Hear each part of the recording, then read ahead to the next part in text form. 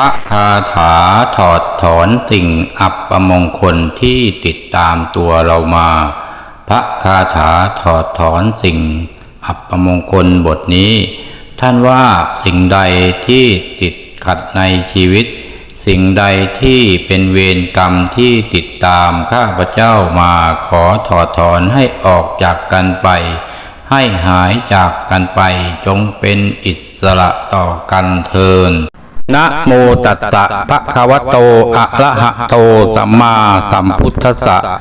นะโมตัสสะภะคะวะโตอะระหะโตสัมมาสัมพุทธัสสะ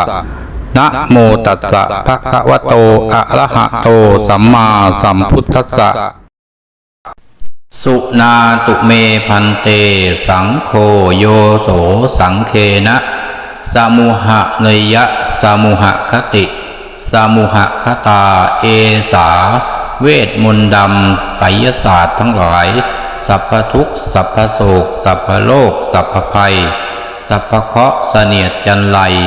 สิ่งอัปมงคลทั้งหลายที่อยู่ในกายข้าพเจ้าที่อยู่ในบ้านของข้าพเจ้าที่อยู่ในที่ทำงานของข้าพเจ้านะถอนโมถอดพุทธครทาเคลื่อนยะหลุดลอยเลื่อนเคลื่อนไปด้วยนะโมพุทธายะพุทธังปัจจคามิธัมมังปัจจคามิสังฆังปัจจคามิ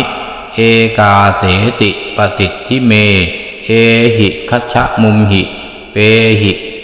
หินะมะพะทะ